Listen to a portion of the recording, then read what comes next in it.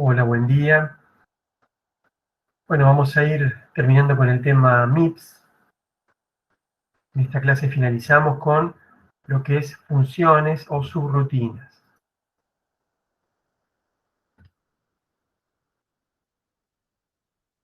En la clase pasada hemos estado viendo cómo se traducen una serie de construcciones en lenguajes de alto nivel. Ya lo primero que vimos son secuencias, pero después vimos bifurcaciones, bucles, trabajo con arreglos, y nos faltaba la parte de funciones o subrutinas. Acá en la página 57 de la presentación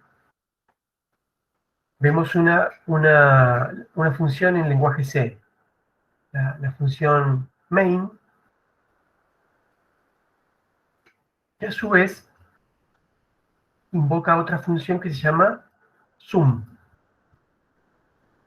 función sum, que tiene dos argumentos o dos parámetros. El resultado de esa función se asigna a una variable. Todo esto es muy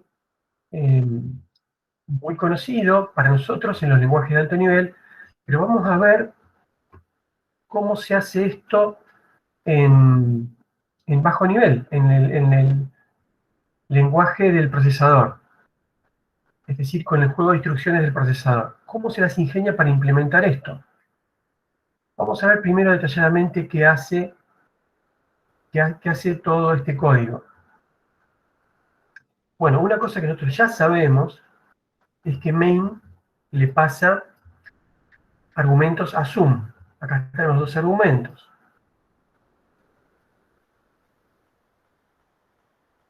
Acá están los dos argumentos.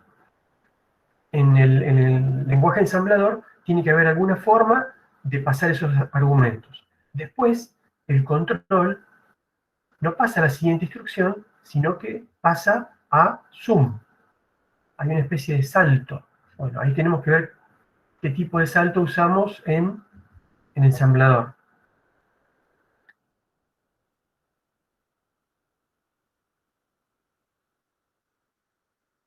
Bueno, después sum hace su función.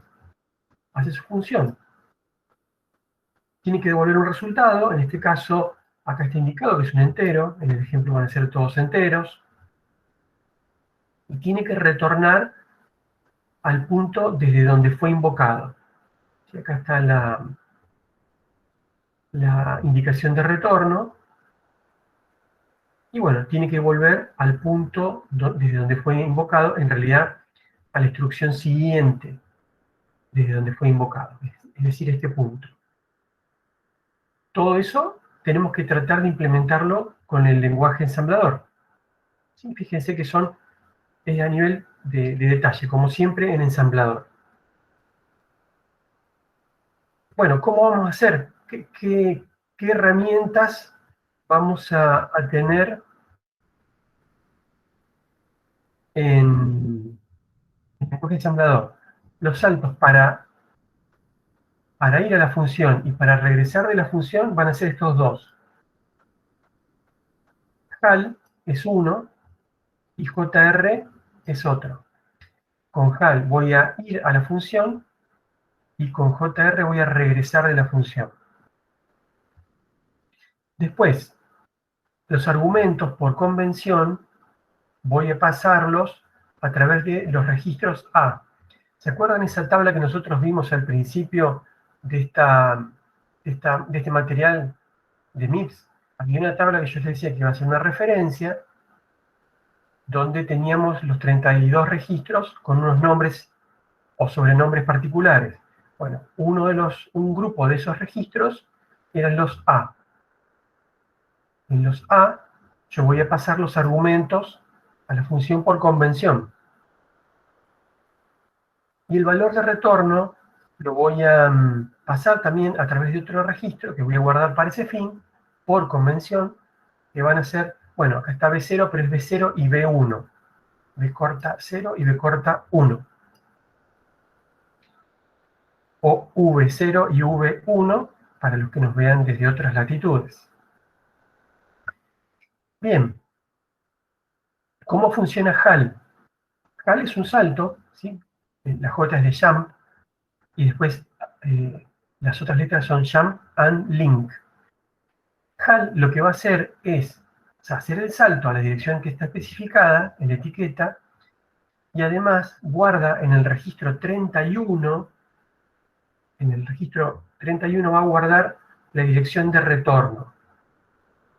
Ahí voy a la función, pero me guardo en un registro a donde tengo que regresar. Y después con el salto JR, con JR es Jump Register, y quiere decir que yo voy a saltar a la dirección indicada en un registro. ¿Y qué registro voy a usar acá? Bueno, justamente el registro donde guardé la dirección de retorno. Puedo poner cualquier registro en JR, pero para el uso de funciones, de subrutinas, siempre voy a utilizar el registro 31 para volver incondicionalmente al lugar desde donde fui llamado. Eso se va a entender bien cuando veamos acá el ejemplo que tenemos a continuación. Y cuando veamos este ejemplo, después me voy al chat a ver si hay alguna preguntita y vamos aclarando las preguntas. Acá lo que vamos a hacer, lo que vamos a ver es un ejemplo muy, muy simple. De hecho, la función casualmente se llama simple.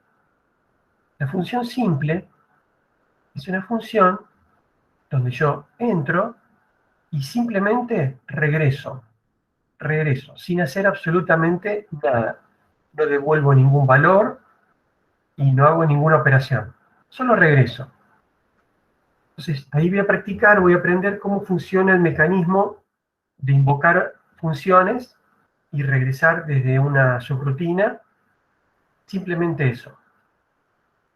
Acá yo tengo el código en ensamblador y a la izquierda, ¿sí? A la izquierda tengo las direcciones de memoria donde están alojadas esas instrucciones, o donde van a estar alojadas esas instrucciones cuando esto se convierta en código máquina. Bueno, en la dirección que termina en 200 tengo el JL, el Jump and Link. Entonces salto a simple y guardo en el registro 31 la dirección donde tengo que regresar, que va a ser la dirección esta, la que termina en 204. Ahí tengo que regresar. Yo no regreso al mismo lugar de donde invoqué. Regreso a la instrucción posterior.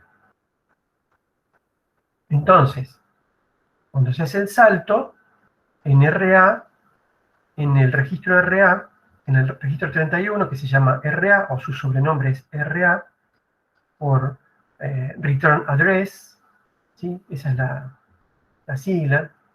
Ahí voy a guardar la dirección que termina en 204. Entonces salto, guardo la instrucción de retorno. Cuando llego a la función, me encuentro simplemente con el salto incondicional para retornar. JR, RA. Esto lo van a ver en todos los usos de sus rutinas. ¿Qué hace JRRA? Un salto incondicional a la dirección contenida en el registro RA. ¿Quién es? La que termina en 204. Entonces simplemente regresa al lugar, a la dirección posterior, al lugar de donde fue invocado. Una pregunta. Y decimos, Entonces, básicamente, en lo que sería todas las funciones que devuelven un valor, se usa el JRRA para mandárselo básicamente, antes de que llamar la función, o digamos la línea de código después de que lo llama. vamos a ver. En este caso yo no estoy devolviendo ningún valor, simplemente regreso. Ahora vamos a ver cómo hago yo para devolver un valor. Acá simplemente lo que hago es ir y volver sin hacer nada. ¿Cómo hago la ida? La ida la hago con un HAL. Y el regreso lo hago con JR. Es solo eso. Ahí ya entendí mejor. Es la ida y el regreso. Sí. Ida con HAL y regreso con JR. Todavía no hice nada. Pero estas dos son las instrucciones básicas que las voy a tener en todas las subrutinas. Absolutamente todas las subrutinas van a tener esas dos instrucciones. Es lo mínimo que yo tengo. Entonces, este es el primer paso para entender las funciones. ¿Cómo van hasta acá? ¿Qué tal van? ¿Seguimos un poquito más? ¿Seguimos adelante? Perfecto. Todo esto, una vez que uno lo entiende, es sencillo. Pero el primer momento requiere un esfuerzo de estudio para comprender.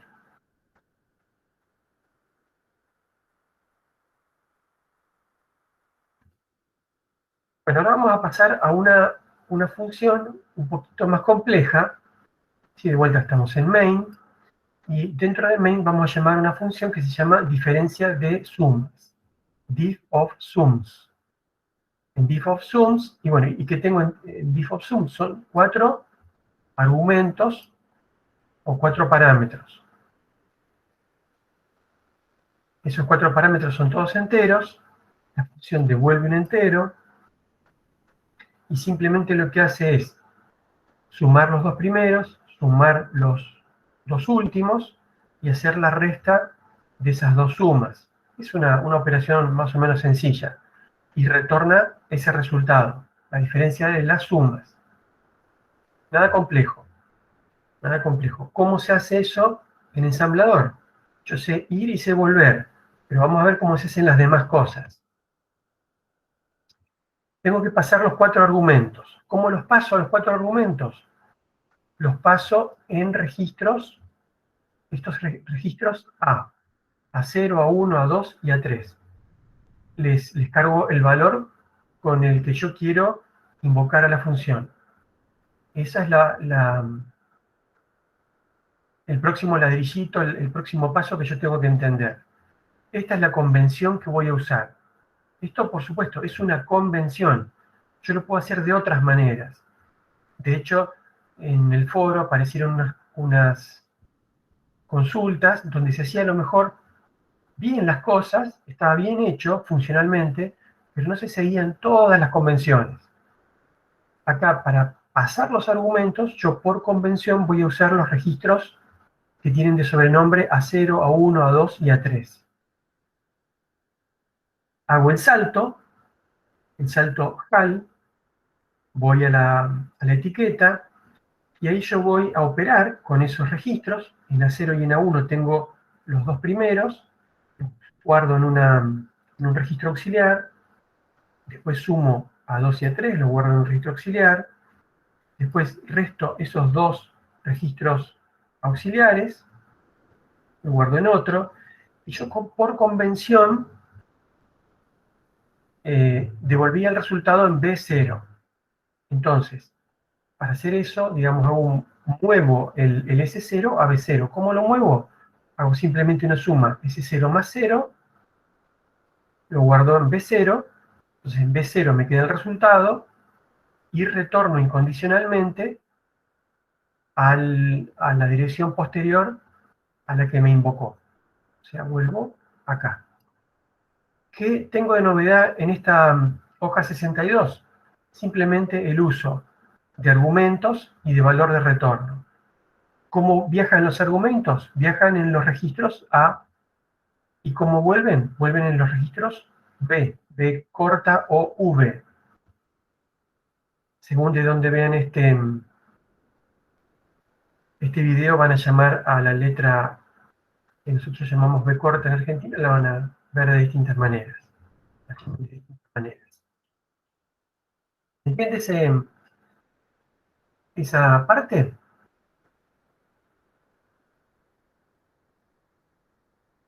Nosotros fuimos descubriendo que con las clases del año pasado que quedaron abiertas, que se ven desde distintos lugares.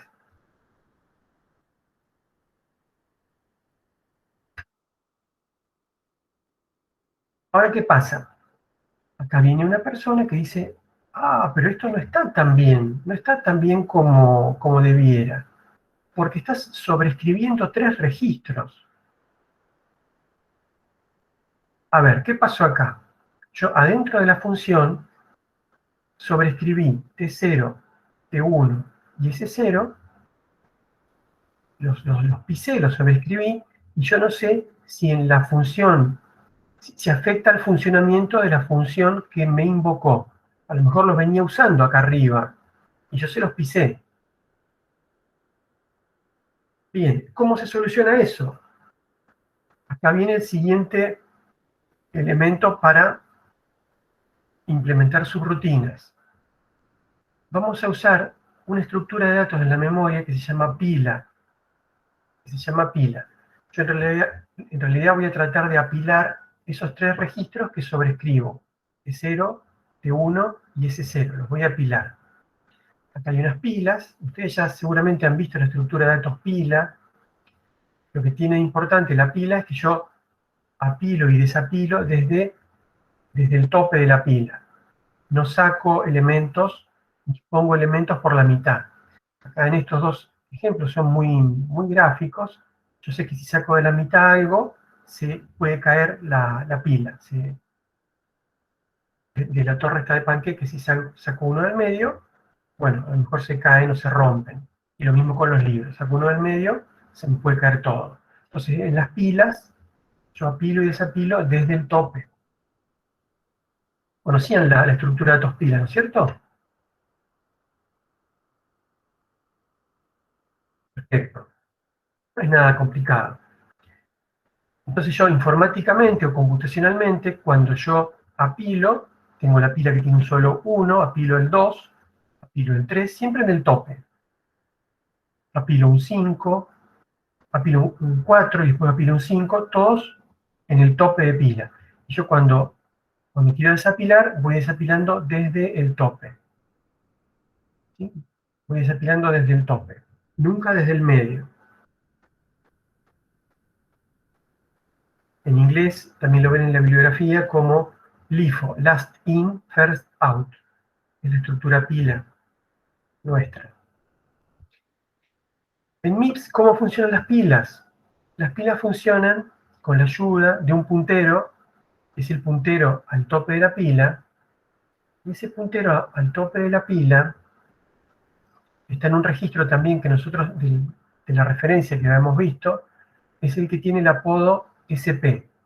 SP viene de Stack Pointer. Es el puntero al tope de la pila. Entonces, SP siempre apunta al tope de la pila. Cuando yo apilo más elementos, pongo los elementos y tengo que modificar el stack pointer. El stack pointer, en realidad, yo lo puse como una flechita acá, pero el contenido del stack pointer es este. ¿Sí? Es esa dirección. Antes que tenía esta dirección. Fíjense, ahí se los digo en la clase del año pasado, que en esta arquitectura, MIPS, la pila crece hacia direcciones más bajas. Entonces yo para apuntar siempre al tope de la pila, tengo que restarle al stack pointer, acá en este caso le resto 4 más 4, 8, le resto 8 al tope de la pila. Crece para abajo y decrece para arriba. Eso no tiene mucha importancia. Eso puede ser para arriba o para abajo, son también convenciones. Son convenciones. En las pilas de libros y panqueques no puedo crecer para abajo por la fuerza de gravedad, pero eso acá en la computadora no afecta. No afecta.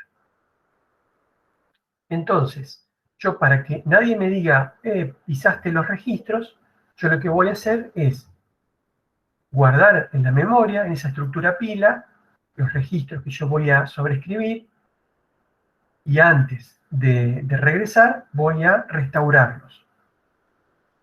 Los voy a restaurar. ¿Cómo los pongo en la pila? ¿Cómo los apilo? Bueno, cambio el puntero de la pila, en este caso, como antes restaba 8 para apilar 2, ahora resto 12 para apilar 3. porque cada registro me ocupa 4 bytes. Entonces, actualizo el puntero y después, con estos desplazamientos, yo apilo. Fíjense que uso store word para apilar T1, T0 y S0 en el tope de pila, más 4 y más 8. Ahora lo vamos a ver gráficamente para que ustedes vean que queda bien eso. Después hago el cuerpo de la subrutina y para finalizar tengo que restaurar lo que estaba en la pila, lo restauro a los lugares originales, a los registros originales. Entonces con load word cargo T1, T0 y S0 en los mismos lugares donde estaban antes. Profe, Con los mismos valores que estaban antes. Sí. Una pregunta que me había quedado cuando vi el video. Nosotros tenemos que hacer esto de apilarlos para poder utilizarlo a los lugares de espacio estos. O sea, guardar lo que nosotros vamos a utilizar o si es que nosotros lo veníamos utilizando. Ponele, si T1 no lo habíamos usado, igual tendremos que hacerlo por sin, no sé, nosotros vamos a trabajar creo que con línea de códigos chicas, cortas digo, no con mucha línea de código, pero teóricamente tendremos que guardar todo lo que vayamos a usar o solamente lo que usamos antes. No sé si me explico. Perfectamente te explicás. Mira, lo que vamos a hacer es una convención, nos vamos a poner de acuerdo. Y con esa convención vamos a ver si tenemos que usar esto o no. Entonces, luego después en la práctica uno sigue la convención o no la sigue. Es una convención. ¿La convención para qué sirve? Para hablar un lenguaje común. Es eso lo que nos sirven las convenciones. Pero bueno, la respuesta más correcta es tratemos de seguir la convención, ¿sí? Pero primero vamos a ver cuál es esa convención. Primero vamos a ponernos de acuerdo y después vamos a ver, a tratar de seguir eso. Yo ahora en breve les voy a completar un poquito esta explicación, porque la convención todavía no la dijimos. Yo acá estoy guardando todo por las dudas.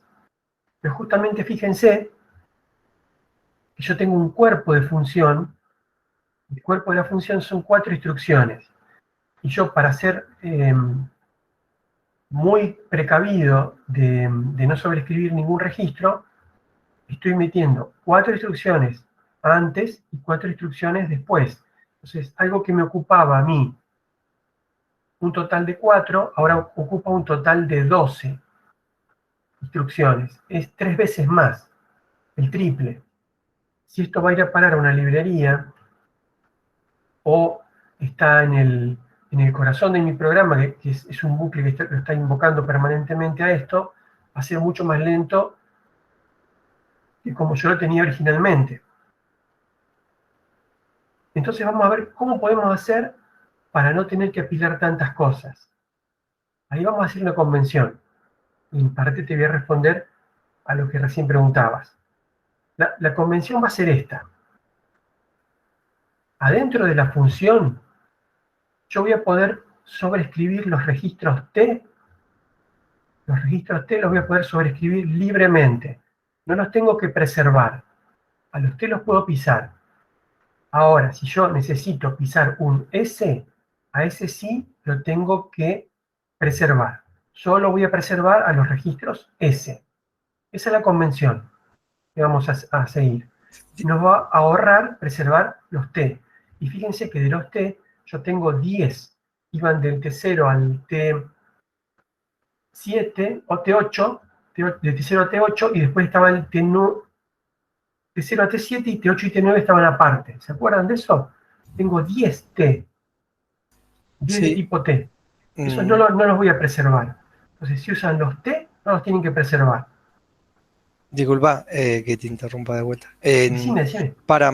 Sí que igual eso me había acordado, lo de que solamente después terminaba usando los T, terminabas guardando los T. Pero iba mi pregunta por el tema de si vos podés guardar algo que no sabés si tiene o no memoria, o si tiene o no algo guardado.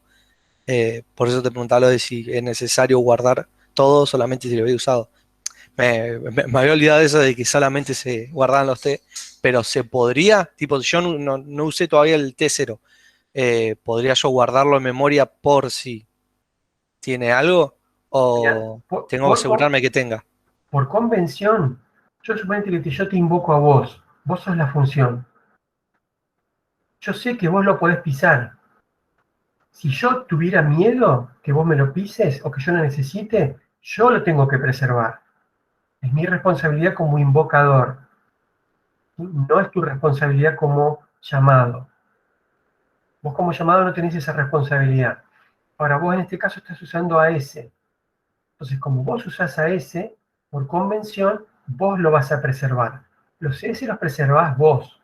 Y los T, en todo caso, los preservo yo. Vos no te preocupás por los T. Los T son problema mío que yo te invoqué. Como invocador, es mi problema. Esa es la Dale, convención. dale, bueno, gracias. Eso, Perfecto. como les digo en todas estas explicaciones, cuando uno lo practica, empieza a trabajar, lo va entendiendo cada vez mejor. Pero de movida, no es que lo va a entender todo a la primera. No importa. Ustedes repásenlo, pregunten todas las veces que haga falta, y como a veces decimos, si un día necesitan una clase de consulta adicional, para temas de teoría, temas de práctica o algo, se juntan entre 2 o 3, escriben un correo a alguno de nosotros, a mí por supuesto disponible, y hacemos una clase de consulta particular, especial. Y acuérdense también de ese recurso. Bueno, entonces, ¿cómo se ve esta en la memoria? Yo tenía el registro SP apuntando a un lugar, ese era el tope de pila. Cuando yo apilé el contenido de S0, de T0 y de T1, los apilé en las direcciones más bajas, por eso resté 12. Fíjense que antes el stack pointer estaba apuntando a FC, cuando resto 12 me queda en F0. ¿Se entiende? ¿Se acuerdan? Esto está en hexadecimal, yo en realidad estoy haciendo FC menos C, menos 12, me queda F0. Ahí me queda el stack pointer. Cuando yo lo restauro, le sumo otra vez 12 y me queda otra vez en FC. Entonces yo puedo ir llamando a funciones y las funciones van llamando a otras funciones y se van apilando los valores, y a medida que voy volviendo, regresando de las funciones, voy cambiando el puntero a la pila. Ahí se ve gráficamente.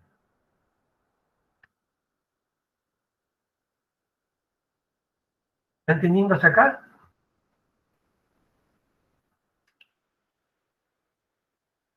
Entonces, ¿cómo se ve la función una vez que yo sigo la convención?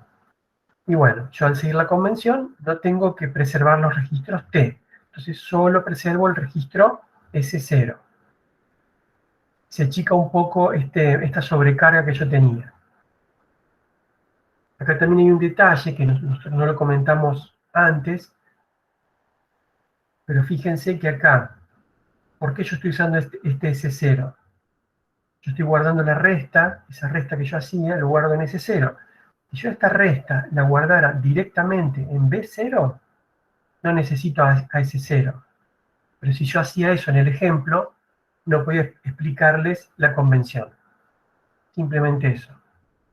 Entonces, si uno implementa un poquito mejor a la función diferencia de sumas, bueno, no necesita ni siquiera guardar a ese cero porque no lo usa nunca. ¿Se entiende eso último? Eso último no estaba en la explicación del año pasado. Es un poquito forzado el uso de ese cero para poder hacer el ejemplo de preservar un valor en la pila.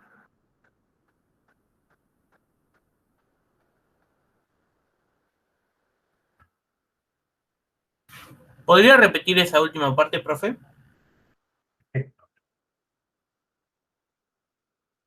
Fíjate que yo acá estoy haciendo una suma de T0 y T1, y yo lo guardo en S0, y después a ese 0 lo sumo con 0 y lo copio en B0.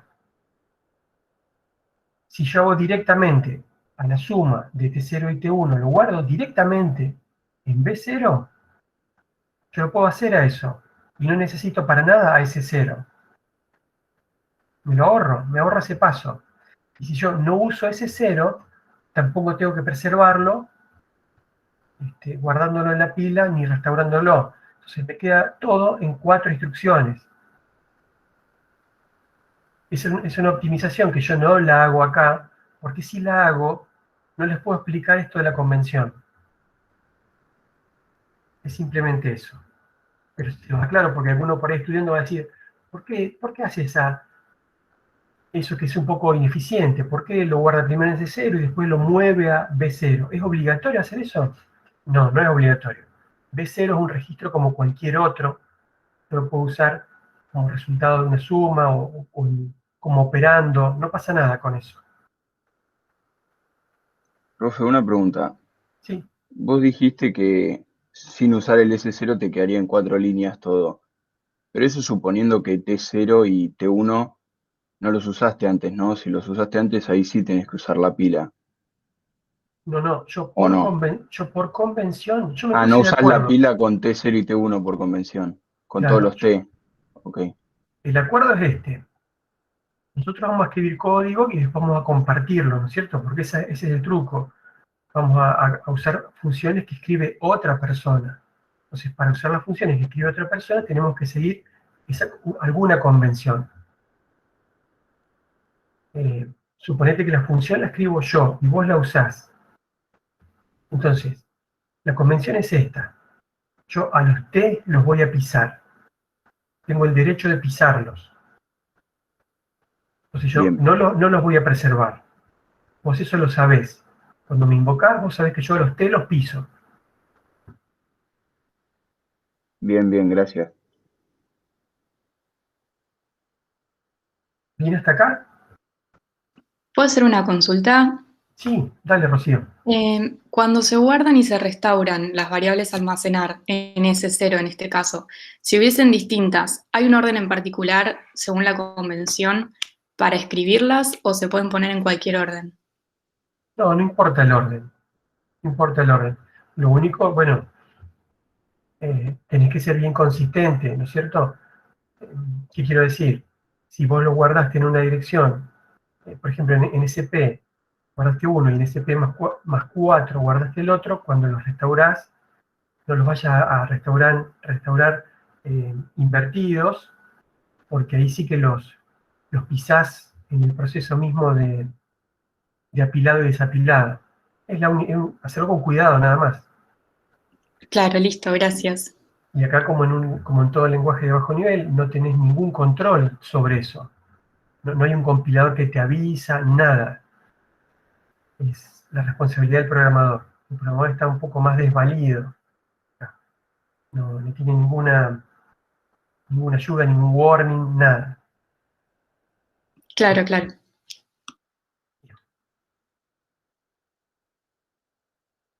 Ahora bien, tenemos todo lo necesario para invocar funciones. Ahora, ¿qué pasa si una función invoca otra función? Lo cual es muy, muy común que suceda. Nosotros, cuando tenemos el código modularizado, tenemos muchas funciones. Y va a haber funciones que llaman a otra función. Entonces, fíjense, acá yo tengo, alguien llamó a procedimiento 1. Alguien lo llamó. Y procedimiento 1 o proc1 llama a proc2.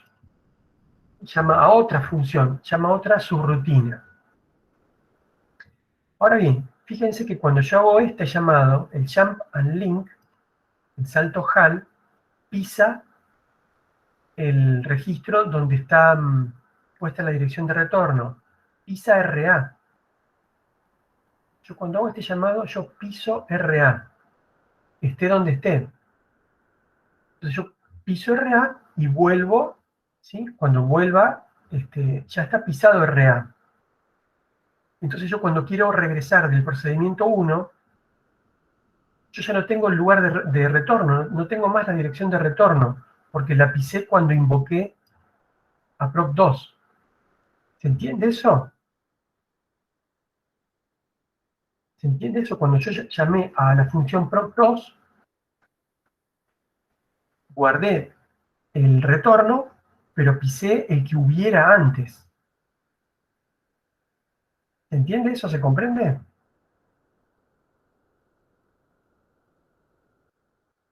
Entonces, si yo tengo una función que llama a otra función, tengo que preservar a RA. Yo tengo que preservar a RA. Entonces, mi nueva regla es, si yo tengo una función que llama a otra función, tengo que apilar RA y desapilarlo antes de hacer el retorno, el JRRA. Entonces yo ahí voy a volver a la dirección correcta. Tengo mi dirección correcta de retorno.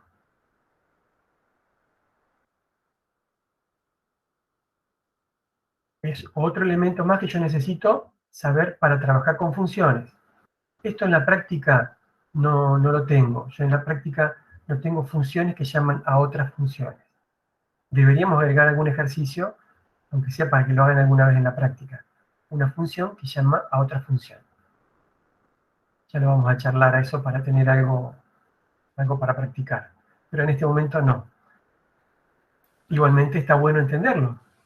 Está bueno saberlo. Hola, profe, ¿se escucha? Sí, se escucha, Bruno. Eh, por ejemplo, ahí en Proc2 tendrías que conservar los parámetros de A sub 0 y A sub 3, si lo usaste antes. Eso ahora lo vamos a ver en otro ejemplo que sigue. Lo vamos a ver. Sí, sí, sí. Sí, hay que hacer algo con eso. Hay que hacer algo con eso. Eso lo vamos a ver enseguida. Eso también hay que preservar. Alguien lo tiene que preservar. Alguien lo tiene que guardar. Por ahora es importantísimo guardar la dirección de retorno. Porque hay un solo registro que guarda la dirección de retorno, ¿no? Entonces, ¿cómo hago para implementar funciones que llaman otras funciones? Y tengo que apilar la dirección de retorno. Entonces yo en RA tengo solamente una, la última de todas. Las demás están todas en la pila, están todas apiladas.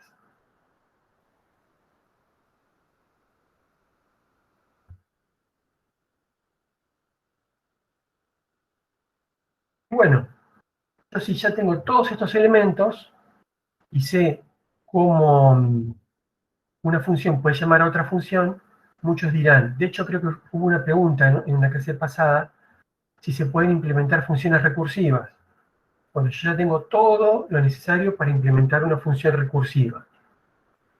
Fíjense que acá tengo una función que se llama factorial, que se llama a sí misma. Esta función es muy conocida cuando aprenden funciones recursivas. Aprenden casi siempre el ejemplo este de factorial. Factorial, eh, fíjense que es el producto de todos los números de n hasta 1. n-1, n-2, hasta 1. 3, 2, 1. Entonces, cuando n es menor o igual que 1, ustedes retornan un 1. Eso es por definición de factorial. Y si no, lo que hacen es hacer n por el factorial de n menos 1. Ahí se invoca de forma recursiva. ¿La conocen esta función factorial, no es cierto? La función recursiva factorial.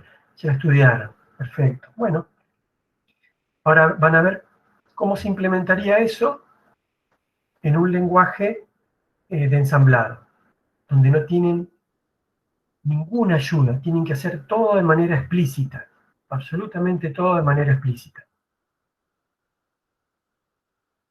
El ejemplo de la clase del año pasado, la clase del año pasado, hacía el anotador y les explicaba todo paso por paso. Está bueno que lo vean de la clase grabada, porque acá yo les voy a explicar directamente desde la transparencia. Nosotros, fíjense que acá tenemos Fíjense que acá tenemos, yo, ¿cómo implemento esa función? El if lo implemento con esta pareja de instrucciones. Es una desigualdad más un salto condicional. Si n es mayor o igual que 1, ¿sí? Yo salto al else, que es esto. Y acá es cuando hago la recursión. Cuando yo no hago la recursión, simplemente lo que hago es, fíjense, en B0 yo cargo un 1, que es el retorno de 1, el return 1. Entonces en B0 cargo el resultado, después yo tenía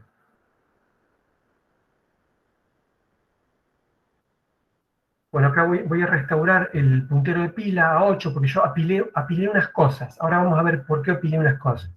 Entonces yo tengo que restaurar el valor del puntero. Si yo no restauro el puntero, si no manejo bien el stack pointer, por ejemplo, yo apilo cosas y nunca las desapilo, cuando yo haga una función recursiva, voy a apilar, nunca desapilo, y al final me quedo sin memoria. Y se produce ese error que se llama Stack Overflow. Alguna vez les va a pasar eso.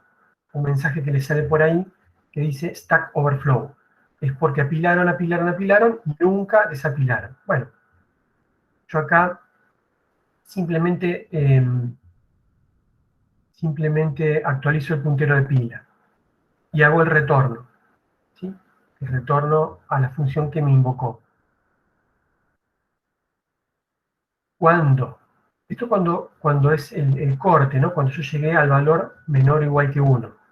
Cuando yo invoqué factorial con un valor mayor, ¿sí? Mayor que 1, es decir, de 2 para adelante, yo lo que voy a hacer es, el parámetro viene en A0. Yo acá le resto 1 a A0. ¿Sí? Entonces yo estoy pisando A0, que es la pregunta que me decían recién. Yo pisé a A0. Entonces, como yo lo piso, acá en este punto, en la parte de arriba, lo que está en rojo, como yo piso A0, lo apilo a A0, a mi argumento. Lo apilé, lo meto en la pila. Y también meto en la pila al valor de retorno. El valor de retorno. ¿Por qué? Porque yo voy a hacer un HAL otra vez a factorial. ¿Sí? Acá hago la llamada recursiva. Fíjense que yo resto 1, lo invoco con un A0 que tiene una unidad más baja. Si antes valía n a 0, ahora vale n-1, invoco a factorial con ese n-1. Cuando yo vuelvo de factorial, desapilo RA, desapilo el A0 original, bueno, acá actualizo el puntero de la pila, y lo que hago es multiplicar el A0 que yo restauré por B0, que tiene el factorial de n-1. Hago la multiplicación, guardo la multiplicación en B0. Y ahora sí, retorno al que me llamó, con el factorial del n que hay en este punto de la recursión.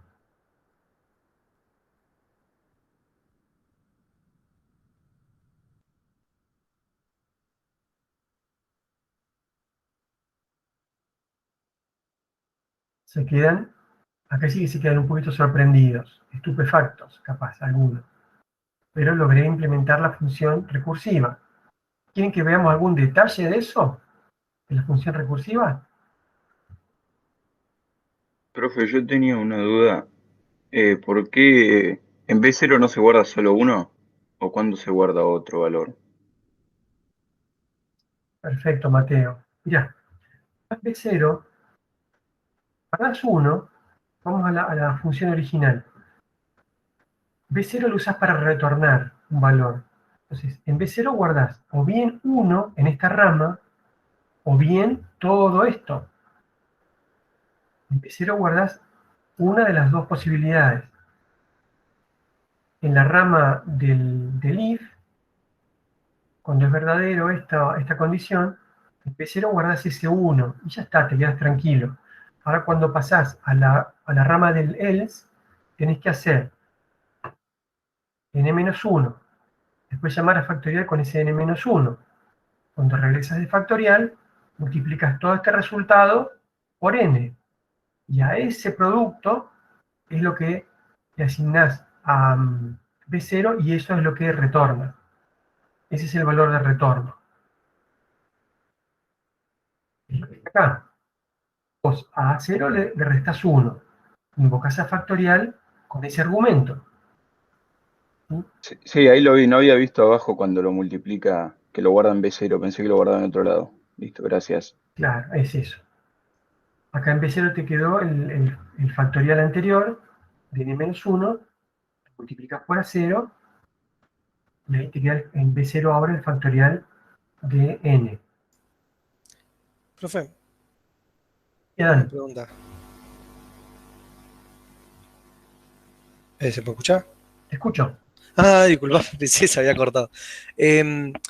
Podemos utilizar también B1, ¿no? Cuando queremos devolver un resultado de una función. Sí, Digo, porque en el caso de cuando, bueno, lo anterior a esto, que es una función que llama otra función, se te terminarían como quedando dos B0, ¿o no? Por eso ahí tendría que usar en la segunda función, o sea, la función que es llamada tendría que tener un B diferente al resultado de la función que llama. No sé si me explico. Si quiero volver sí, para sí. atrás ok. Pero en ese caso te puede pasar igual que acá en factorial. No necesariamente tenés que usar B1 y B2 para no confundirte. Vos podés usar siempre B0 si querés. B0, usás un B1 cuando tenés que retornar dos cosas. Por ejemplo, una multiplicación bien completa, en realidad te devuelve una parte baja y una parte alta. O sea, es una pequeña aclaración que hago acá al costadito.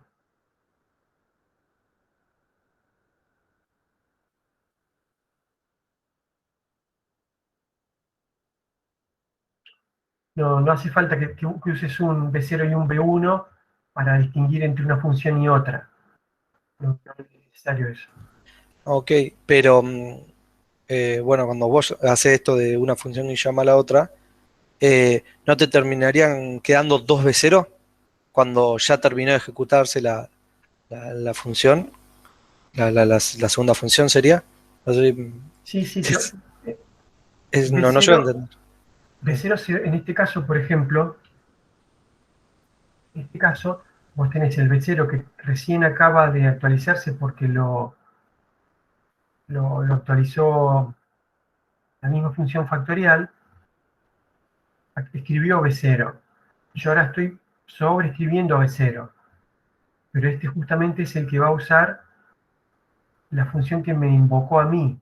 Lo piso, pero lo usa, digamos, si yo lo miro como que arriba está la función, la primera raíz, y abajo voy escribiendo las funciones que se van llamando.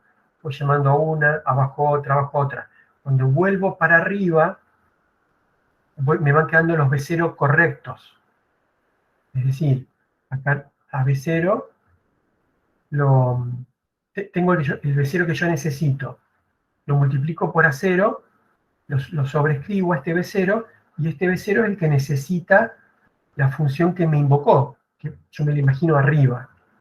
Entonces yo cuando voy volviendo para arriba, me van quedando los B0 correctos.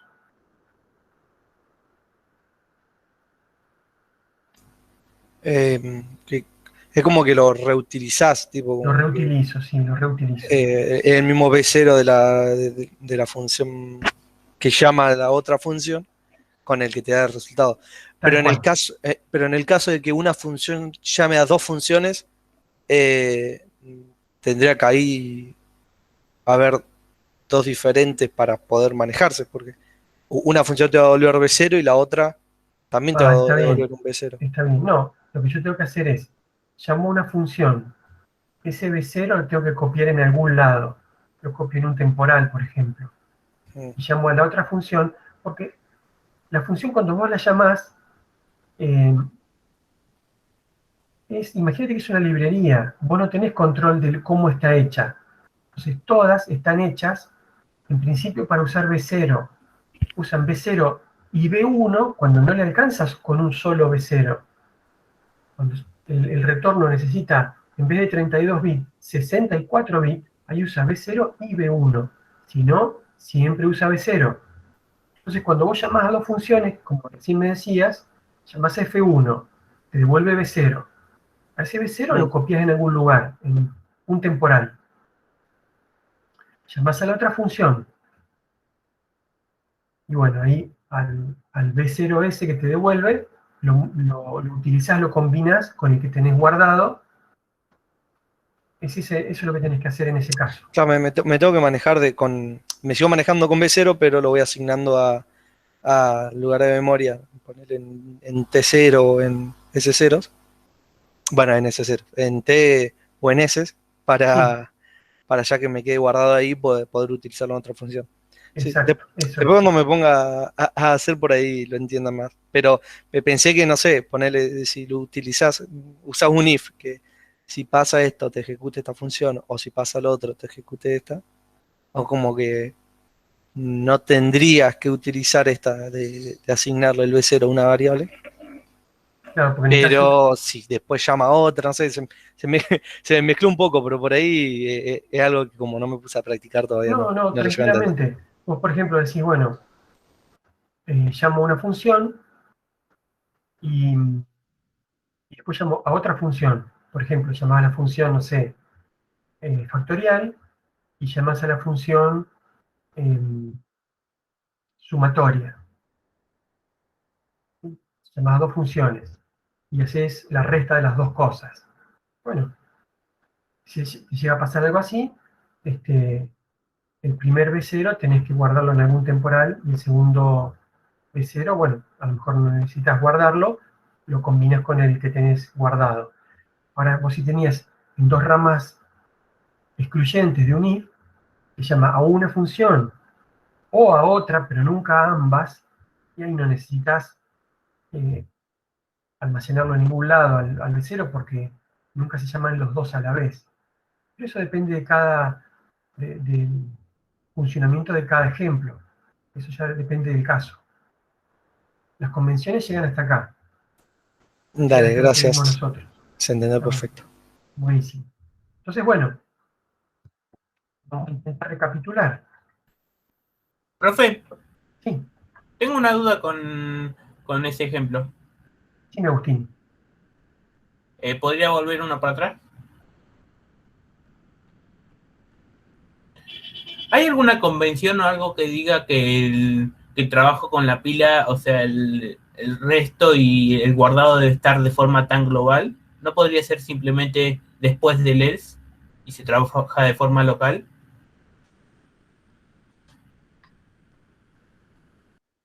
Sí, veo que has entendido muy bien esto al punto de optimizarlo un poco más. Tal cual, tal cual. Tenés razón.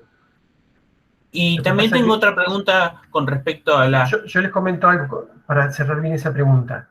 Uno trata de ir progresivamente por las soluciones. Hay gente que por ahí da el pasito adicional.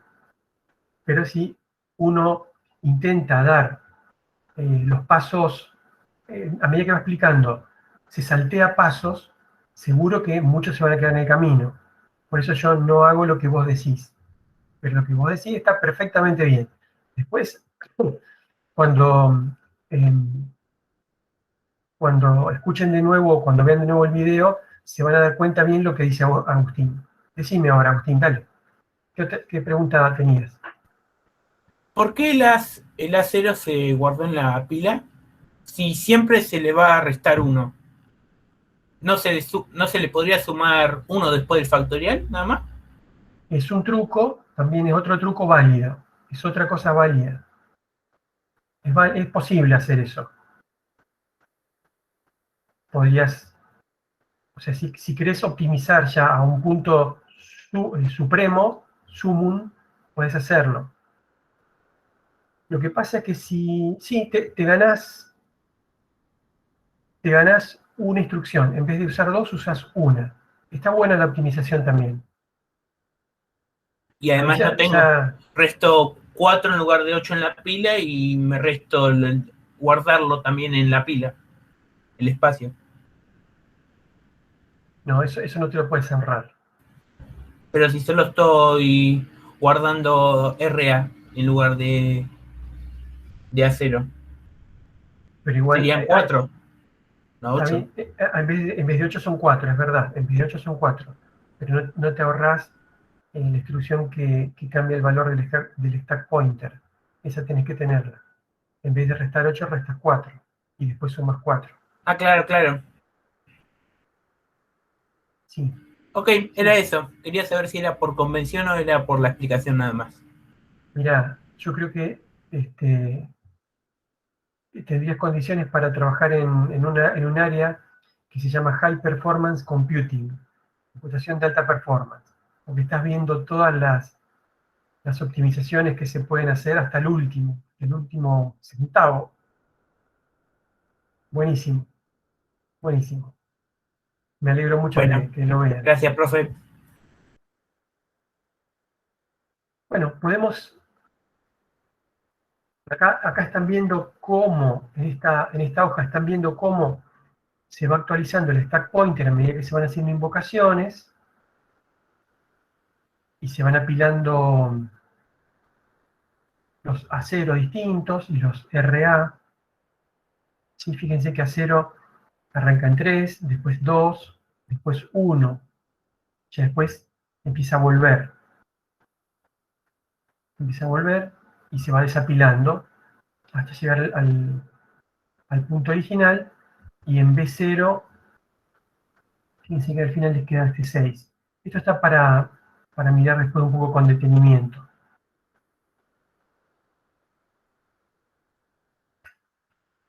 Entonces, como resumen, ya conclusión del tema de funciones, va a quedar así. Nosotros en la función llamadora vamos a poner los argumentos, vamos a guardar registros si necesitamos. El que vamos a guardar siempre es RA, o bueno, siempre que llamemos alguna función, vamos a guardar RA, y vamos a guardar los T si tengo miedo que me los pise la función a la que voy a llamar. Los T los guarda la función llamadora, si acaso hace falta. Después se usa HAL.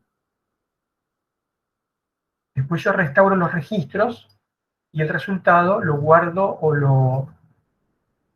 lo devuelvo en B0. O lo encuentro en B0, perdón. Cuando yo acá ya invoqué a alguien, lo voy a encontrar en B0.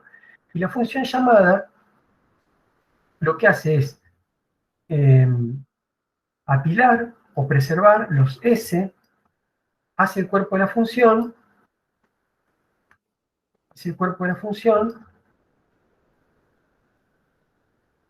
el resultado lo pongo en B0, restauro lo que había apilado antes y regreso al que me llamó con el salto incondicional JR. Este es el resumen de todo lo que vimos hasta ahora.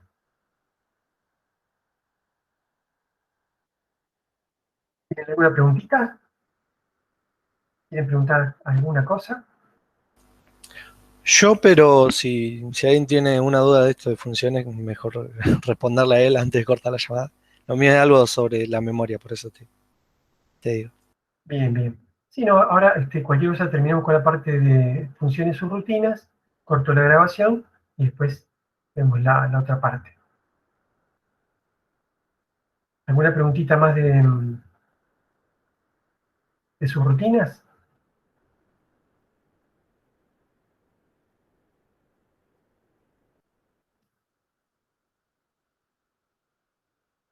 Bueno, perfecto, muchas gracias.